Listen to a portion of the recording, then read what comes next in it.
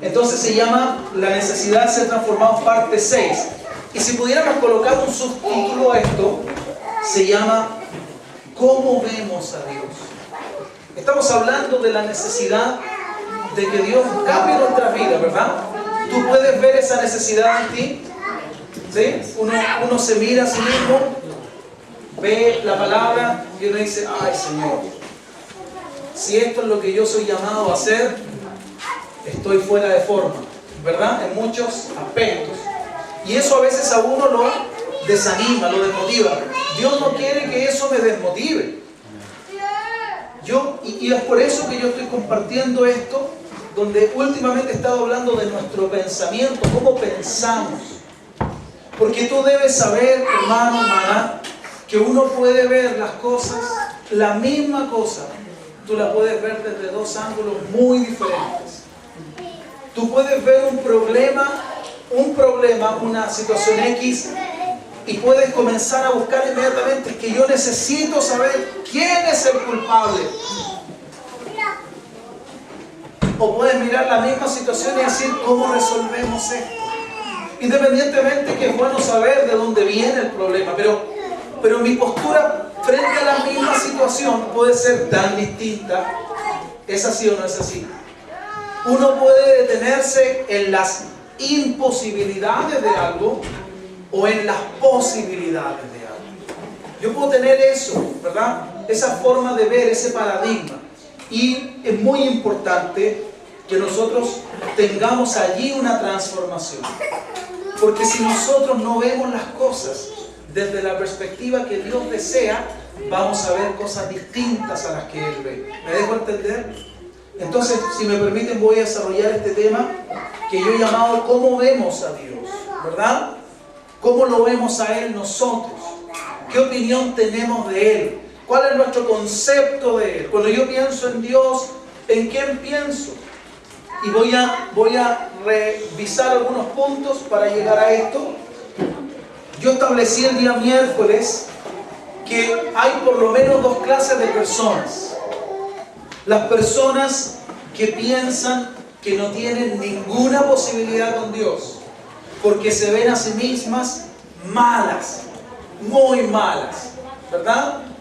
Son tan malos que ni la maldad quiere con ellos, una cosa así, ¿no? Son malos, entonces ellos se miran, ¿verdad? Y dicen, yo tengo cero posibilidad con Dios, yo dudo que alguna vez Dios quiera escucharme, dudo que alguna vez Dios quiera hacer algo bueno por mí. ¿Me dejo entender? Ese es un extremo. Y el otro extremo es de personas que dicen, bueno, pero si yo soy una creación de Dios, y si Él es mi Dios o Él es el creador, Él tiene que ayudarme. Él tiene que hacer esto. Entonces, si tú te das cuenta, hay una bipolaridad, ¿no? Aquellos que dicen Dios jamás conmigo y otros que dicen Dios tiene la obligación de hacer por mí las cosas. Y nosotros sabemos que Dios no está en un extremo ni en el otro, ¿verdad?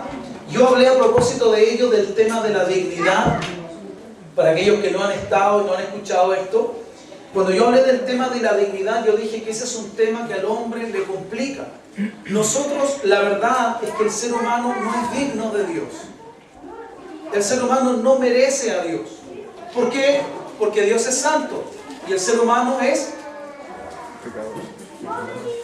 impío, pecador, injusto, ¿verdad? Ok, porque Dios es puro y de por sí nuestras acciones son más bien impuras, porque Dios es justo, a propósito de lo que coordinaba el hermano, y nuestras acciones son más bien injustas. Él es justo, o sea, si tú te das cuenta, Él está en un extremo y nosotros en el otro, ¿verdad? Y eso nos hace pensar, con la ayuda del enemigo de Dios, y que también nuestro enemigo cuando queremos acercarnos a Dios, él viene a tratar de persuadirnos de que lo que más nos conviene es alejarnos de Dios, porque en realidad Él no debe tener nada para nosotros, siendo que somos así. ¿Me dejo entender? Bueno, entonces ahí aparece el tema de la dignidad. Y la verdad es que no somos dignos de Dios. No lo somos. Nosotros habitamos en la tierra y Él habita en el tercer cielo. Él es glorioso y nosotros estamos llenos de pecado, inclinados al mal, una serie de cosas. Pero el que no seamos dignos de Él no quiere decir que Él no haya tendido este puente para dignificarnos, que es Cristo. ¿Me dejo entender? Entonces ahí es donde está la salvedad del asunto. Esa es la letra chica. La letra grande dice, sí, tú estás separado de Dios, destituido de Dios, tus pecados te alejaron de... Pero la letra chica dice, pero Cristo vino a morir para que tú puedas regresar al Padre. ¿Me dejo entender, hermanos? Entonces no somos dignos, pero a través de Cristo el Padre nos hace dignos. Nos pone en una condición en que sí podemos tener una relación digna con Dios. ¿Cuántos dicen gracias? Porque eso no lo podría hacer Rockefeller ni ningún adinerado del mundo. Eso solamente lo puede hacer el Hijo de Dios, Cristo. ¿De acuerdo? Entonces, yo dije a partir de allí que Dios nos dignificó, pero se genera, asalta otra duda con respecto a nuestro entendimiento, como vemos Dios y las cosas de Dios.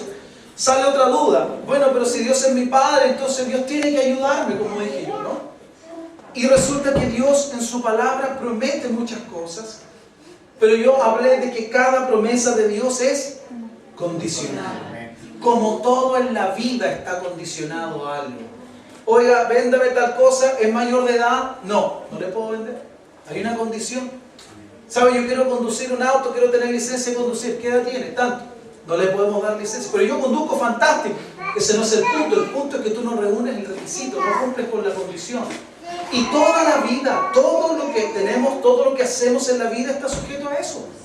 Una mujer se embaraza, tiene 6 meses y quiere tener el bebé, ¿verdad? Pero hay una condición. La misma naturaleza que Dios puso en nosotros dice que hay un tiempo para que nazcan los bebés y que es un tiempo en el cual nacen con una mayor posibilidad de vida, estar sanos, etc. O sea, todo está sujeto a condiciones. Yo les decía, partiendo de lo más elemental, que una vida se genera cuando un espermatozoide se encuentra con un óvulo, ¿verdad? Si no se encuentran, no hay vida. La condición para la vida es que se encuentren. Y así sucesivamente en todos los aspectos de la vida. En el Señor es igual. Dios dice, yo quiero hacer esto por ti, yo quiero darte esto, yo quiero usarte en esto. Y esa es su deseo, esa es su voluntad. Pero luego Él dice, pero para poder hacerlo, yo necesito que tú hagas esto. Yo necesito que tú abandones esto. Yo quiero que tú vayas y hagas esto. Yo quiero que tú aprendas esto. Yo quiero que tú, etcétera, etcétera. Entonces, es importante entender el tema de la condicionalidad. ¿Ustedes han escuchado cuando los hijos de alguno en el colegio lo ponen condicional? El hermano estuvo condicional, ese río va a salir. Condicional, ¿no? ¿Sabe qué? Este niño, una más y se va. Está condicional, está condicionado a comportarse. ¿Me dejo entender? Pasar de curso, tienes que cumplir con un mínimo de nota, con un mínimo de asistencia. Si no, no pasas de curso. Para obtener un trabajo debes cumplir con los requisitos del trabajo, etc. En Dios es exactamente igual. No es que Dios me lo da porque yo soy Gabriel Torres y porque yo pastoreo en la iglesia, entonces tiene que dármelo. No es así. Y por eso a veces pasamos años esperando que sus promesas se cumplan. Y uno termina diciendo, Señor, ¿y dónde está la promesa? Y Dios dice, ¿y dónde está el requisito? Amén. Entonces Dios quiere bendecirnos. Dios quiere todo lo que Él preparó. Él lo preparó para entregárnoslo a nosotros. Pero si no cumplimos ese requisito, que es apartarnos del mal, vivir en rectitud, hacer su palabra, difícilmente tendremos sus bendiciones, por más maravillosas que éstas sean. Amén, hermanos. Ok, continúo. Hablé a propósito del tema que nuestra manera de ver a Dios determina el tipo de relación que tenemos con Él. Y yo les mencioné la figura paterna. Repito, nuestra manera de ver, como yo veo a Dios, va a ser una limitante para la relación que yo tenga con Él. Ejemplo, la figura del Padre terrenal. Cuando una persona ha tenido en esta vida un padre que, digámoslo así, era amoroso, era cariñoso, era comprensivo, Era de los que se sentaban contigo, te escuchaban, respondían tus consultas. Luego tú sabes, en el camino de la vida tú conoces a Dios y sabes que Dios es un Padre, que Él es Padre, es Hijo y es Espíritu Santo, pero que Él es Padre. Y fíjate hermano, ¿cómo actúa esto? Si tú tuviste un buen Padre terrenal, cuando a ti te dice alguien, ¿sabes qué? Dios es un Padre. ¿En qué piensas tú? Tú dices, ¡aleluya! Si mi papá fue así y Dios es perfecto, yo me imagino cómo será que Dios sea mi papá. Yo quiero a ese papá. Y no hay problemas para entender que Dios es bueno, que Dios le quiere hacer bien, etc. Pero si la relación con el Padre terrenal era duro, demasiado exigente, al punto de que tú nunca podías satisfacer lo que Él te pedía. Siempre lo que tú hacías es como un profesor de técnico manual. En ese tiempo se llamaba técnico manual. ¿Alguno tuvo técnico manual? Amén. A varios tuvimos técnico manual. Y yo me acuerdo que él hablaba con una voz ronca y me decía, Gilberto. Eso era lo primero que él me decía, Gil. Para no decir Gil, me decía Gilberto, pero no solo a mí. No solo a mí. A todos nos trataba así. A ver, Gilberto. Y yo era negado para las técnicas manuales, hermano. Negado. Yo todavía no cambio una ampolleta bien. Entonces, imagínense lo difícil. Imagínense lo difícil que era para mí. Y él nos hacía construir mesitas, lamparitas. Y yo me agarraba los dedos, todos. La cosa es que él tomaba mi trabajo, que a mí me costaba un mundo hacerlo. Mi compañero cortaba los palos, los pegaba, estaba fantástico, una mesa linda. Yo cortaba y parecía cualquier cosa menos una mesa. Y él me decía, Gilberto, puliste, lijaste un 4. Y eso era todo. Yo a lo más que podía aspirar con ese profesor era tener un 4. Y el hombre sabía, porque un día me hicieron un trabajo y me puso un 7. Él sabía que esos trabajos buenos no los hacía yo. Bueno, en fin. Perdona, Señor, porque yo no conocía al Señor en ese tiempo. Claro. Bueno, el asunto es que hay padres que son así. Papás, digo, ¿no? Tú nunca satisfaces lo que quieren. Siempre tienen el pero, siempre está por debajo de lo que esperaban. Esa clase de paternidad produce mucha inseguridad en el corazón de Dios. Produce inestabilidad, produce falta de confianza, una serie de cosas que son muy dañinas. Después uno anda por la vida tratando de agradar a la gente, en fin, ¿no? Una serie de cosas que al final se vuelven, entre comillas, traumáticas. Si tú tienes o tuviste esa clase de relación con tu papá en la tierra, cuando a ti viene alguien y te dice, Dios es un Padre, tú dices, yo no quiero nada con Él. Entonces yo no quiero nada con Dios. Porque si mi papá era así, Dios debe ser peor. Más encima que Él es santo, es perfecto, entonces yo jamás voy a poder estar a la altura. ¿Me dejo entender? Qué importante, estoy hablando de lo importante que es cómo vemos a Dios. Y este era solamente un ejemplo. Yo les dije que era interesante que nosotros pensáramos en lo que pensamos. ¿Qué es lo primero que vemos cuando hay alguna situación X en nuestra vida? ¿Miramos la posibilidad o miramos la imposibilidad? Hay personas que son extremo negativas y eso dice mucho de si vamos a tener o no éxito o buenos resultados. Cuando tú partes cualquier cosa con la predisposición de que no te va a resultar, tú estás cometiendo lo que se llama una profecía autocumplida. ¿Ves que no resultó? Claro, pero tú partiste con una prerrogativa negativa, diciendo que no iba a resultar. Y tú a cada minuto del camino le añadiste a lo que estabas haciendo esa visión, ese sentir, ese espíritu, acto final, no resultó. Pero qué distinto es cuando uno tiene una mentalidad diferente, una actitud diferente. Y aquí llegamos a Jeremías, que es lo que yo compartí el miércoles, porque no nos damos cuenta, hermanos. No nos damos cuenta, es algo, comillas, inconsciente, pero muchas veces, sin tener motivos, pensamos que Dios no nos va a ayudar. Sin tener motivos. pensamos, decimos, no, Dios no nos va a ayudar, Dios no me va a ayudar. ¿Y qué dice su palabra? Jeremías 29:11 dice, porque yo sé los pensamientos que tengo acerca de ustedes. Le está hablando a su pueblo. ¿Cuántos son pueblos de Dios? Amén. Entonces yo tomo el principio y me está hablando a mí también. Yo sé, dice el Señor, los pensamientos que tengo acerca de vosotros. Pensamientos de paz. Wow, eso no es lo que yo pensaba. Dice pensamientos de paz y no de mal. Yo pensé que Dios quería ver que yo cayera para partirme, ¿verdad? Y borrarme de la faz de la tierra. No, Dios cuando nos mira con paz. ¿Qué quiere para nosotros? Quiere paz. Cuando Él piensa en nosotros, Él está planeando cómo nos daña. No, Él dice que sus pensamientos no son de mal. Entonces, si sus pensamientos para ti no son pensamientos de mal, ¿cómo son? Son pensamientos de bien. ¿No te alegra, hermano? ¿Sabes por qué? Porque Él no solo puede pensar el bien, Él puede darnos el bien que piensa.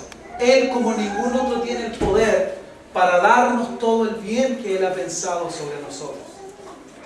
Pero repito, ¿qué ocurre siendo así? Que sus pensamientos para nosotros son de paz y no de mal. Que sus pensamientos son para darnos el fin que nosotros esperamos. Mira. Es decir, Él quiere darnos aquello que Él sabe que necesitamos y que nos conviene. Él quiere darnos eso. ¿Lo sabías, hermano? ¿Cuántas veces vivimos como creyendo que Dios si lo mío no sirve de nada realmente? No, Dios dice, hay muchos pensamientos tuyos que yo quiero dártelos. Yo los puse ahí. Yo te embaracé con esos pensamientos. Soy yo, como si Dios nos dijera, soy yo el que ha puesto eso dentro de ti, para que tú me lo pidas y yo te lo pueda dar. Amén. Por eso cuando hablaban que hoy día, cataclismo y no sé cuántas cosas, yo decía, bueno, yo no sé si será así, pero yo sé una cosa, sobre eso que digan, Dios dice que Él sabe lo que piensa para mí. ¿Y qué tiene para mí? Tiene pensamientos de paz. ¿Él quiere hacerme mal? No, Él no piensa el mal, gloria a Dios. Él para mí piensa el bien. ¿Cuántos lo están entendiendo, hermanos? Entonces dice, me invocaréis, vendréis, oraréis a mí, yo os oiré, me buscaréis y me hallaréis, porque me buscaréis de todo vuestro corazón. Estamos claros allí, ¿verdad? Esto es lo que yo compartí y quiero solamente recordar, antes de avanzar, que la Biblia dice que Dios hace todas estas cosas que yo les voy a mencionar. La Biblia dice que Dios salva. Cuando tú no solamente salva mi alma, no solo me salva del pecado, cuando yo estoy en una situación de riesgo y de peligro, Él me salva. ¿Tú sabes cuántas veces Dios te ha salvado de morir? Muchas sabemos y otras no tenemos idea. Y tal vez un día nos va a decir, ¿sabes, Gabriel? El diablo te quiso matar a los 12 años. Yo te salvé. Y luego a los 20 te trató de matar de nuevo. ¿Quién crees que te salvó? Porque Él es Salvador. Esa vez que tú pensaste que ibas a chocar y algo sucedió, fue el Señor que te salvó. Esa vez que se te quedó, yo he sabido, se te quedó dado el gas de la cocina, encendiste la luz y no explotó, debía explotar, no explotó. ¿Quién te salvó? Fue el Señor que te salvó. Esa vez que tomaste con las manos mojadas un cable de corriente que estaba conectado y no te electrocutaste, ¿quién te salvó? Dios te salvó. ¿Por qué? Porque Él salva. Amén. Aún no conociéndolo, Él tenía un plan con nosotros y nos salvó. ¿Cuántas veces quizás quisieron venir a matarnos, a asaltarnos, a robarnos, algunas de las mujeres a violarlas, a abusar? Y Él puso su mano, Él nos salvó. Alabado sea el Señor, porque Él salva, hermanos. Amén. Él salva.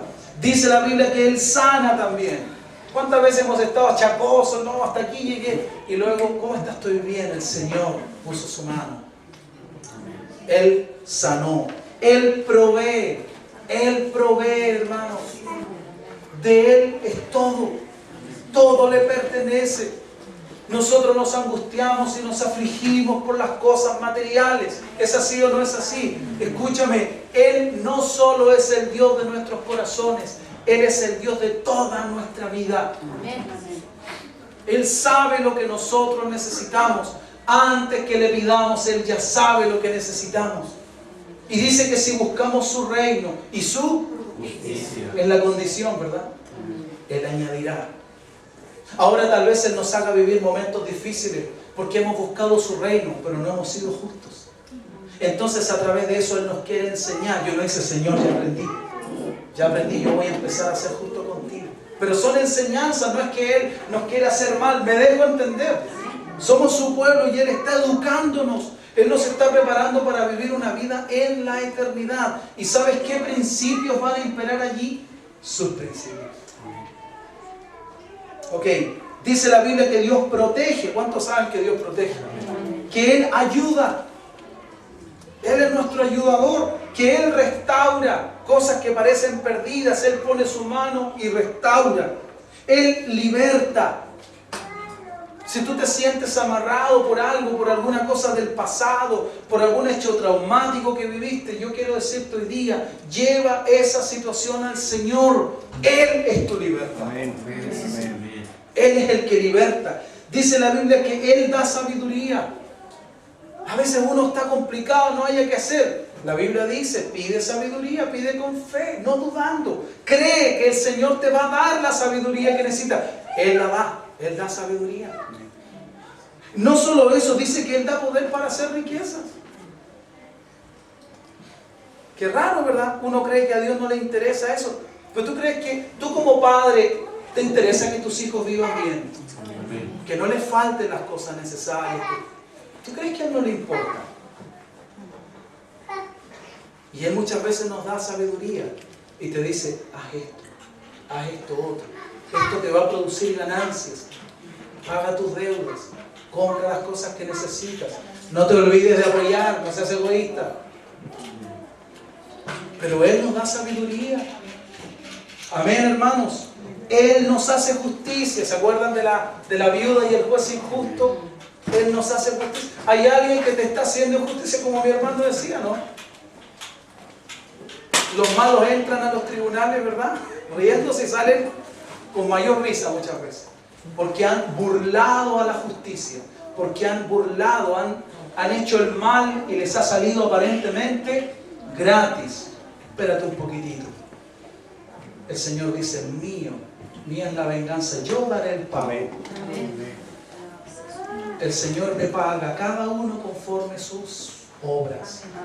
Él nos hace justicia. Y si tú necesitas que Dios te haga justicia, ahí está Él. Él quiere, ¿qué crees tú? ¿Quiere hacerte la justicia que tú le pides? Si dice que sus pensamientos es para darnos el fin que esperamos. Pero ¿cuántas veces no creemos que Él quiere hacer esto con nosotros? Mira, esto es todo lo que Él dice que es y que hace, y muchas otras cosas más que no agregué, pero en muchas ocasiones nosotros necesitamos que lo haga por nosotros y no creemos que lo vaya a hacer. ¿Por qué? Por la manera en que lo vemos, por la manera en que definimos o conceptualizamos a Dios, y nosotros mismos nos privamos de su mano que está extendida en favor nuestro. ¿Entienden? ¿Por qué pasa eso? Porque tenemos patrones. Y los patrones son normas de pensamiento, normas que nos limitan en nuestra conducta, en nuestra manera de pensar y por tanto de actuar. Por ejemplo, y aquí entro en el terreno nuevo, no es largo, hermano, no se van a asustar. Pero el terreno para terminar la idea anterior, ¿se acuerdan lo que les dije sobre el aparato religioso judío? El judaísmo.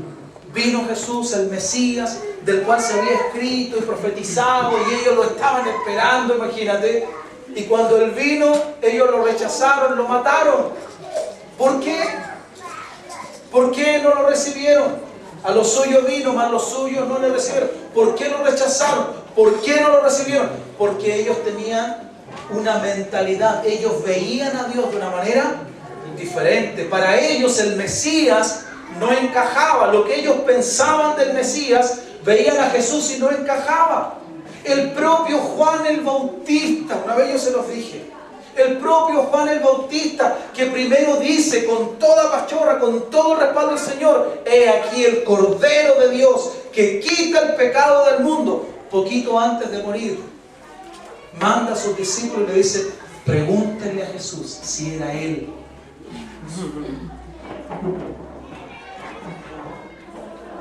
¿Pero por qué?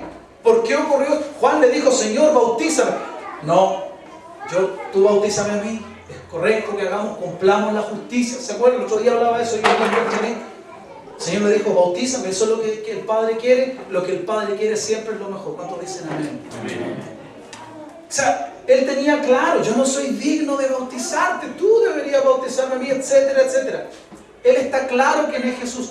Pero Él ha visto cosas. Él ha visto que Jesús come con los pecadores, le habla a las prostitutas, etcétera. Y su visión de Cristo comienza a ser probada.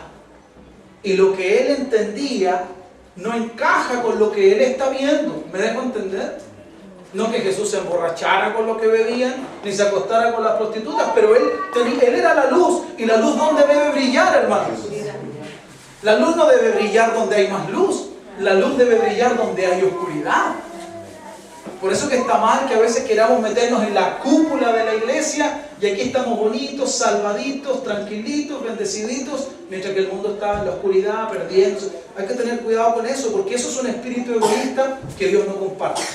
Lo que Dios nos ha dado, no nos ha dado solo para nosotros. Amén. Nos ha dado para que lo llevemos de cualquier forma, ya sea predicando en la calle, hablándole a un vecino, escribiendo un mensaje, mandando. Hay muchas maneras de compartir la palabra de Dios. ¿De acuerdo? Ellos no recibieron a Jesús. Pasó que los discípulos, ahora en el otro extremo, los discípulos cuando vieron que Jesús hacía milagros y que multiplicaba, por ejemplo, peces, panes y le daba de comer a multitudes, ¿cómo quedaban? Con la boca abierta, asombrados, ¿verdad? ¿Por qué? Porque en su mente no estaba el concepto de que una persona con un par de elementos más la bendición divina pudiera producir semejante milagro. ¿Me dejo entender? En ellos no estaba eso. Y cuando Jesús lo hacía, quedaban, ¿cierto? Quedaban sorprendidos. Quedaban sorprendidos cuando Jesús sanaba a los enfermos. Cuando Jesús resucitó al primer muerto, imagínate cómo quedaron ellos. Este hombre estaba muerto, mira si estaba heladito. Y el Señor lo resucitó. Pero piensa un momento, ¿qué estaba haciendo Dios cuando ellos veían a Jesús hacer todas estas cosas? Estaba cambiándole su manera de verlo a Él, su mentalidad. Amén. Eso es lo que Dios quiere. Que nuestra mentalidad sea transformada. ¿Para qué? Para que veamos las cosas no como yo las he visto toda la vida, sino como Él me está enseñando que las debo ver. Amén, hermanos. Y un último dato: los discípulos necesitaban aprender eso, porque luego esos mismos milagros Jesús los haría por la mano de ellos. ¿Te das cuenta? Así es el Señor, Él es un maestro. Y aquí terminamos entonces. ¿Cómo vemos a Dios? Avanza, por favor, hermano. Parábola de los talentos. ¿Cuántos la han leído ya? Ustedes saben, como siempre, yo subrayo algunas cosas o destaco algunas cosas que son importantes. Primero, dice: porque el reino de los cielos es como. ¿Qué significa eso? Se parece, tiene esta forma, se asimila o se asemeja a esto. ¿De acuerdo? El reino de los cielos es como un hombre que, yéndose lejos, llamó a sus siervos y les entregó sus bienes. Eso se llama mayordomía, ¿verdad? A uno dio 5 talentos, a otro 2 talentos y a otro, al tercero, le entregó 1 solo. A cada uno le repartió, le dio, ¿conforme a qué? Qué importante es eso, hermanos. Él sabía lo que cada uno podía rendir. ¿Por qué a veces nos molestamos? Porque a veces nuestros padres nos exigen que demos más en áreas donde nosotros sabemos que no podemos dar más, ¿verdad? Genera una angustia, ¿cierto? Uno se siente incómodo, se siente mal. De repente el profesor hace pasar al niño ahí y le dice, a ver, dígame la tabla del 25. Y él no se sabe ni la del 5. Ya, vaya a sentarse, dieron 2. Eso no fue para nada pedagógico, ¿verdad? Porque lo expuso al ridículo, le bajó la autoestima, hizo una serie de cosas que no tendría que hacer, ¿no? Ok. A cada uno le dio el Señor de acuerdo a su capacidad y luego se fue lejos. El que había recibido 5 talentos fue y negoció con ellos y ganó otros 5 talentos. Asimismo, el que había recibido 2 ganó también otros 2. Pero el que había recibido 1 fue y cavó en la tierra y escondió el dinero de su señor. Hay más, pero quedémonos ahí un momentito. Podemos entender que esto talento, no está hablando que tocaba la guitarra, ¿verdad? Como uno a veces lo piensa, el talento es que yo canto bien. Mi talento es que yo dibujo, yo soy bueno para dibujar. No, el talento se correspondía a dinero, tal como lo dice acá. Fue y cavó en la tierra y escondió el dinero de su señor. El Señor a estos 3 hombres, de acuerdo a su capacidad, les dio algo. A uno le dio 5, a otro 2 y a otro le dio 1 talento. A cada uno se lo dio de acuerdo a lo que podían hacer. ¿Quién sino Dios sabe lo que somos capaces de hacer? Y saben, hermanos, antes de que me pase esta idea que es muy importante, Dios está tratando de, digámoslo así, escudriñar en nuestro corazón, porque Él quiere sacar lo mejor que Él ha puesto en nosotros. Yo quiero hacer un comentario que tal vez te va a parecer chocante, pero yo te aseguro que todo lo bueno que tú estés haciendo hoy día no es lo mejor que puedes hacer. Créeme. Si tú enseñas, podrías enseñar mejor. Si tú tocas, tú podrías tocar mejor. Si tú cantas, podrías cantar mejor. ¿Es así o no es así? Como mamá lo podrías hacer mejor, como papá, como esposa, como esposo, como hijo. Yo te aseguro. ¿Por qué? Porque Dios nos dio la capacidad de perfectibilizar. Y el problema es que nosotros alcanzamos un nivel, cualquiera que este sea, y nos sentimos cómodos allí. Y nos están, mientras que la voluntad de Dios es que sigamos creciendo hasta la estatura de Jesús, que es un varón perfecto. Entonces, con esto Dios nos está tratando de decir, entre otras cosas, que Él sabe lo que nos puede dar. Él sabe los desafíos que podemos recibir y que podremos responder debidamente. Y si tú te das cuenta, los 2 primeros tipos no se hicieron ningún problema. Ellos no tenían traumas, no tenían taras. Eran gente normal, tranquila, que cuando su señor les dijo, toma, te voy a dar 5 talentos, produce con ellos. Él dijo, ya, ok, Señor, gracias. Y él comenzó a pensar, a ver qué puedo hacer. Ya, voy a hacer esto, otro, listo. No se complicó la vida. No se hizo mayores problemas, ¿verdad? Eso fue lo que hizo el hombre con 5 talentos. Pero luego encontramos a otra persona, otro hombre al que el Señor le da los 2 talentos, ¿verdad? Ya no son 5, te das cuenta. Son 2 solamente. O sea, le entregó 3 talentos menos que al primero. ¿Qué hizo el hombre? Ay, qué fome, qué mal repartido está esto. Yo sabía que Dios era justo y que Él no se complicó. Me dejo entender. No se hizo problemas. Él dijo, bueno, Dios tendrá sus razones para haberle dado 5 talentos a él. Yo estoy agradecido que a mí me haya dado 2 igual. Estoy contento que Dios me haya considerado. ¿Cuántas personas nunca están conformes con lo que Dios les da? Entiéndase, yo acabo de decir, lo que Dios te ha dado hoy día, agradécelo y recuerda que Él quiere todavía añadir más. Pero hay personas que se desviven pensando en lo que no tienen, en lo que les falta, en por qué Dios le entregó a fulano, a sutano y a mí no. Eso no es el sentir que Dios desea que tengamos. Dios quiere que seamos agradecidos. Este hombre recibió 2 talentos y al igual que el primero, dijo, wow, qué confianza ha puesto mi Señor en mí. Me ha entregado 2 talentos. ¿Qué hago con los 2 talentos? Ya sé, voy a hacer esto.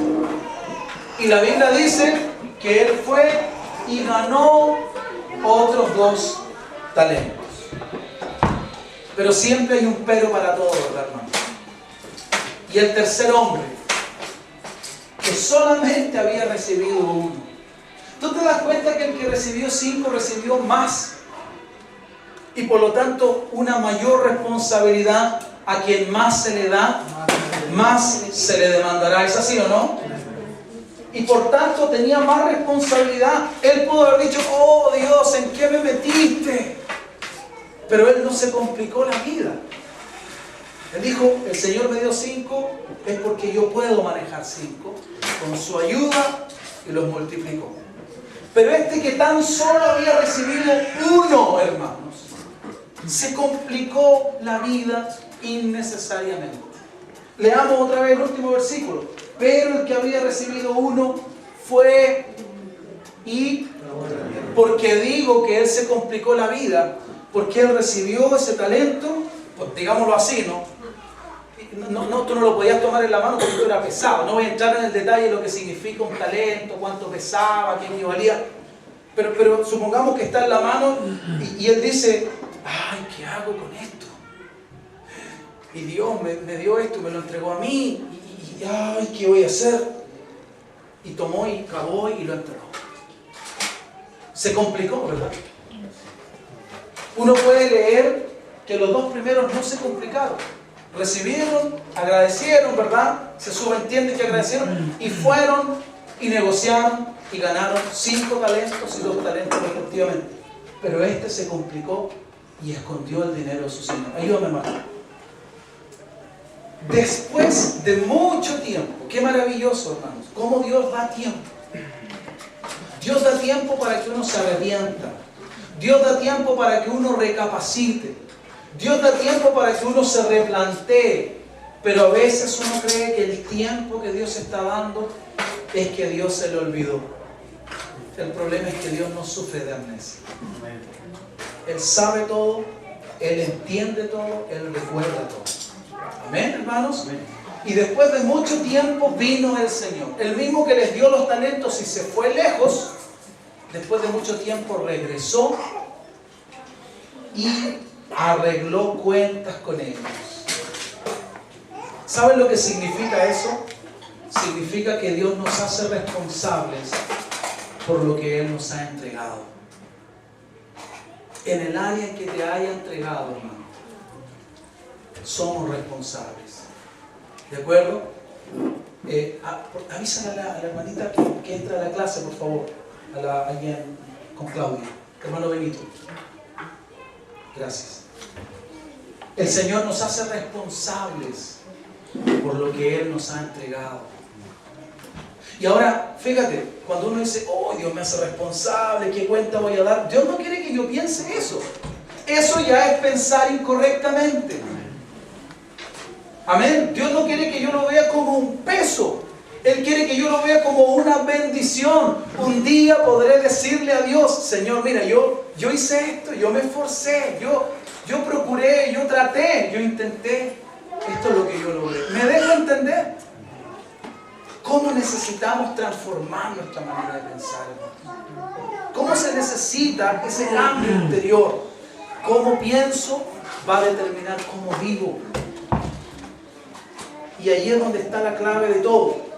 Arregló cuentas con ellos. Llegando el que había recibido 5 talentos, trajo otros 5 talentos, diciendo, Señor, 5 talentos me entregaste. ¿Cómo crees tú que él devolvió?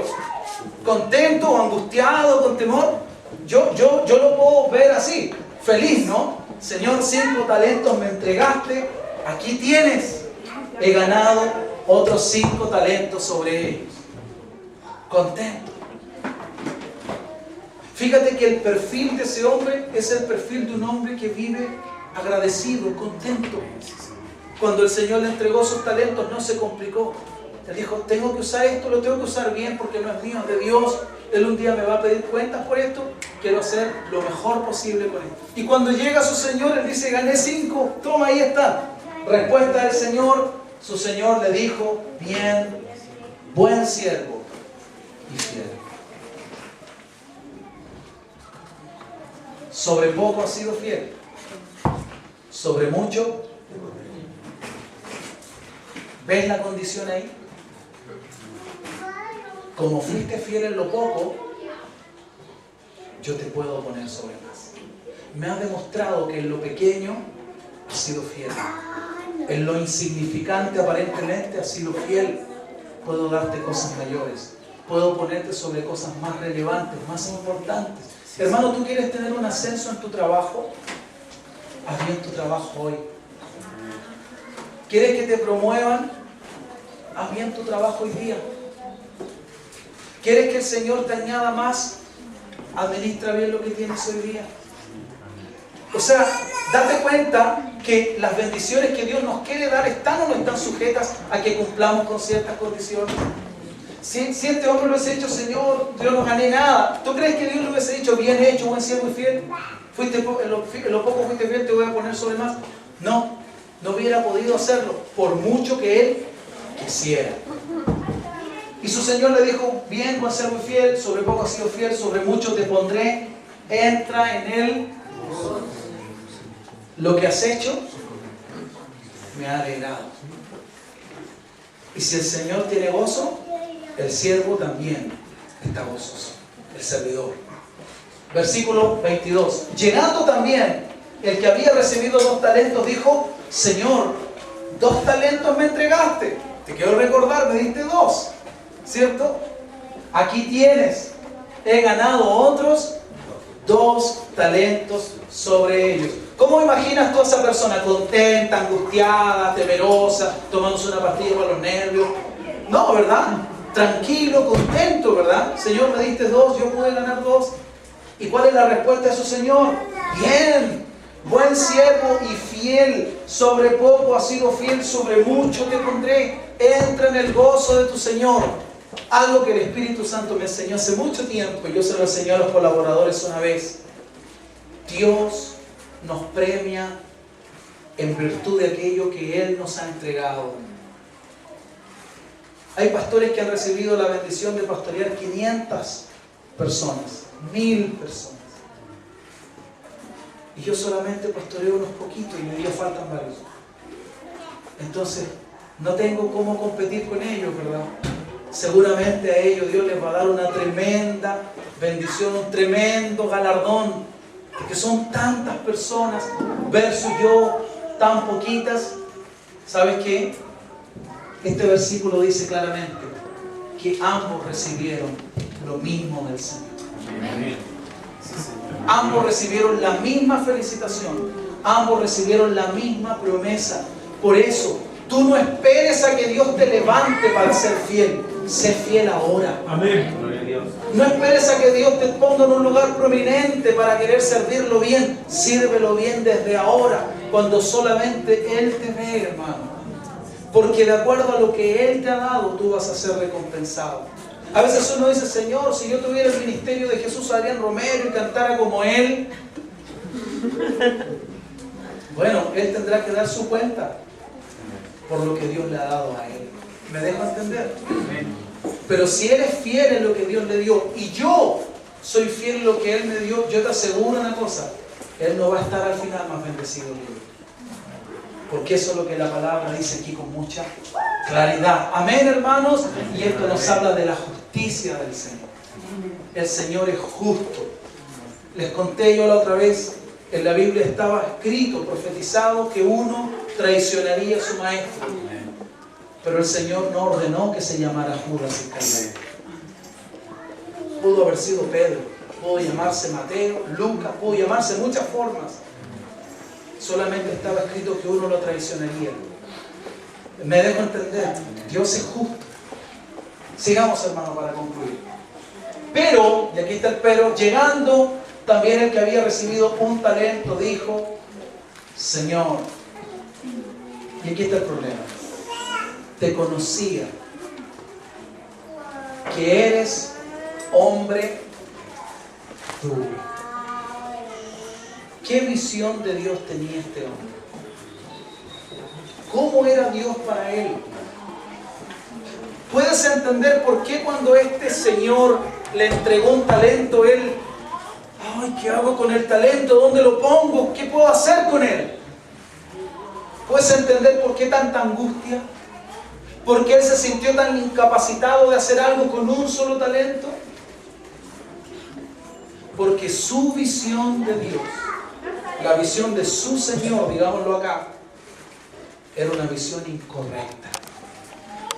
Amén, hermanos. Señor, te conocía que eres hombre duro.